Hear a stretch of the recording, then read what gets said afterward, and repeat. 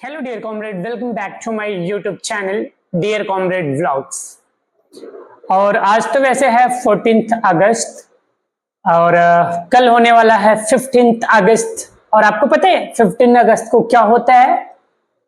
Yes, I know कि आप सभी को पता होगा। 15 August is the independence day of our country. It means on 15th August 1947 we got the freedom from the British rule. Yes, of course, आज ही के दिन 15 अगस्त 1947 को हमें अंग्रेजों से छुटकारा मिला था और हमें अंग्रेजों से आजादी मिली थी। हम उनके जो उनकी बेड़ियां थी, जो उनके नियम कानून थे, उनसे आजाद हुए थे इस दिन। तो आज का दिन जो है ये होता है नेशनल फेस्टिवल डे के रूप में, जिसको सभी इंडियन सेलिब्रेट करते हैं, जिसको सभी भारतीय सेलिब्रेट करते हैं। और जैसे कि डॉक्टर बाबा साहब भीमराव अंबेडकर जी ने कहा भी है, we are the firstly and lastly Indians. तो इसी बात को आगे बढ़ाते हुए मैं आपको बताना चाहूंगा कि what is the meaning of the freedom for me, या what is the freedom meaning of the freedom for each and everyone. तो मुझे जहां तक लगता है फ्रीडम का मीनिंग होता है गरिमापूर्ण जीवन जीने से। इसका मतलब to live a respectful life, to live a honourable, to live an honourable life. और जैसे कि हमारे देश के यशस्वी प्रधानमंत्री श्री नरेंद्र मोदी जी ने भी कहा है कि ना तो किसी से सर झुका के बात करो, ना तो किसी से सर उठा के बात करो। अगर बात करनी है तो नजर से नजर मिला के बात करो। तो ये बात भी सही है कि ना तो आप किसी को रौब दिखाओ और ना ही आप किसी की रौब सहो। मतलब दोनों का नजर एक समान होना चाहिए, दोनों नजर से नजर मिला के बात करो। तो अगर देखा जाए जो फ्रीडम का मीनिंग है वो टाइम टू टाइम चेंज होता रहता है to each and every person. ऐसे क्यों मैं कह रहा हूं? क्योंकि जो एनसीईआरटी की इंग्लिश की बुक्स है जिसका नाम है फर्स्ट फ्लाइट, और उसमें 3rd चैप्टर है जिसमें 2 स्टोरीज है। पहला है हिज फर्स्ट फ्लाइट, और उसी में एक चैप्टर है जो कि 2nd चैप्टर है a long walk to freedom by Nelson Mandela. This is the autobiography of Nelson Mandela. ये नेल्सन मंडेला जी की आत्मकथा है, जिनमें जिस आत्मकथा में वो अपने जीवन के बारे में बताते हैं, और उसमें उन्होंने बहुत ही अच्छे से फ्रीडम की मीनिंग को लेकर के डिस्कशन किया, चर्चा किया और बताया उसमें कि what is the meaning of the freedom for Nelson Mandela when he was a child, when he was a student and when he become grown up.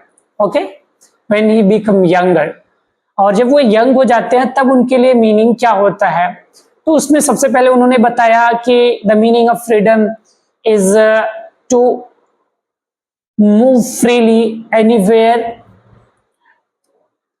मतलब कि उनके लिए बचपन का जो फ्रीडम का मीनिंग था ना, कहीं भी घूमना और जो भी उनकी इच्छा करे उस चीज को खा लेना, ये सारी चीजें उनके बचपन की मीनिंग थी।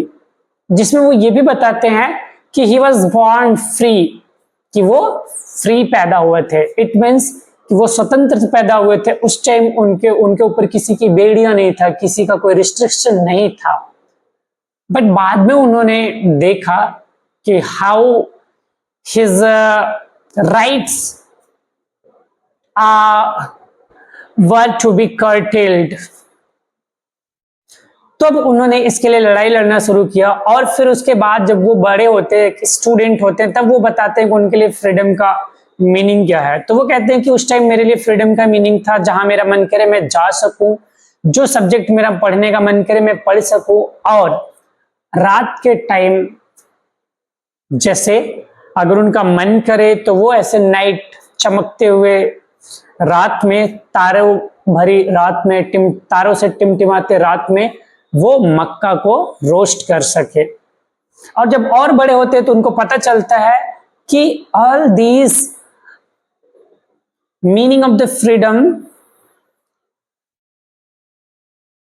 जस्ट वर इल्यूजन, और रियल मीनिंग तो ये है कि उनके सेल्फ या इंडिविजुअल फ्रीडम के साथ साथ उनके जो लोग हैं, जो देश में रहने वाले लोग हैं, उनको भी फ्रीडम चाहिए।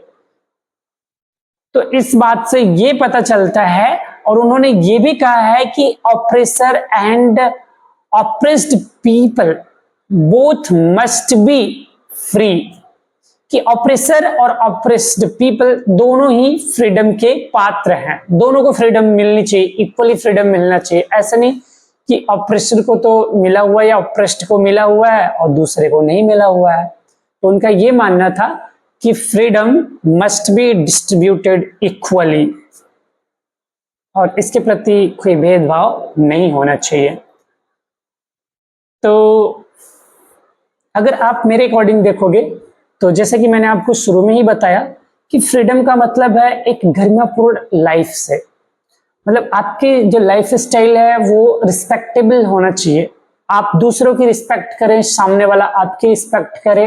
ऐसा नहीं कि सामने वाला आपको एकदम ट्रिफल समझ रहा है, वो ट्रिवियल समझ रहा है। It means you have nothing in front of that person. और आप भी ये गलती मत करना कि आप अपने से मतलब अपने सामने खड़े हुए इंसान को अपने से छोटा समझो।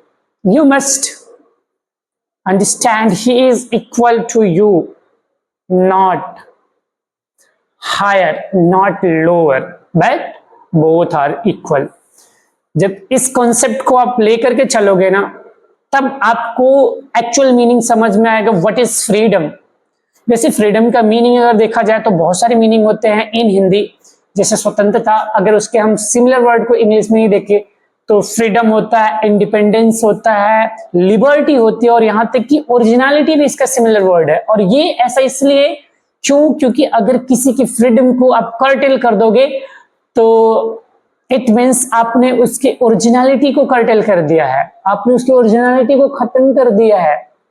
और क्लास 10th में एक पोएम है जो just a long walk to freedom by Nelson Mandela के बाद वाले उसी चैप्टर में एक पोएम दी गई है जिसमें है a tiger in the zoo.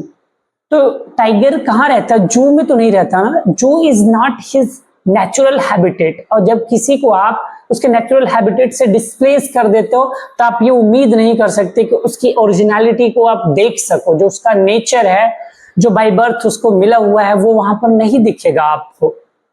अगर आप किसी की फ्रीडम को कर्टेल करोगे या रिस्ट्रिक्ट करोगे तो आप पता है उसकी जो पोटेंशियलिटी है, काम करने की जो क्षमता है, उसको आप कर्टेल कर रहे हो, उसके नेचर को कर्टेल कर रहे हो आप। तो to cut the freedom of anybody means to cut his originality, to cut his nature, to cut his birth rights, इस तरीके की चीजें हैं।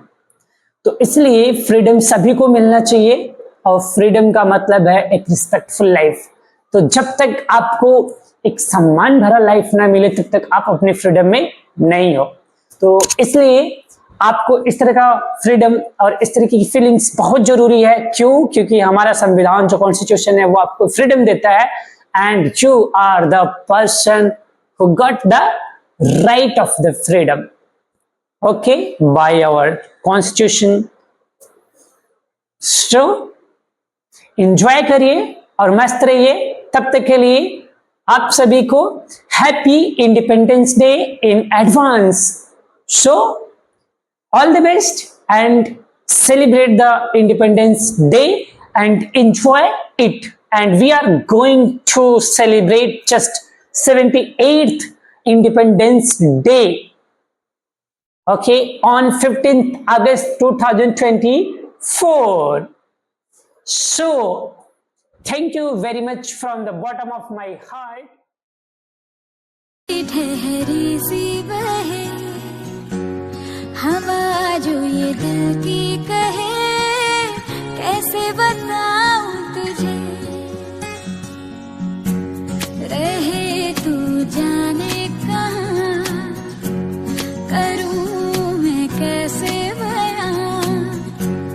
ढूंढूं मन का आसमां पर कभी ना पाऊं तुझे। ये जो दिल यूं परेशान है जानू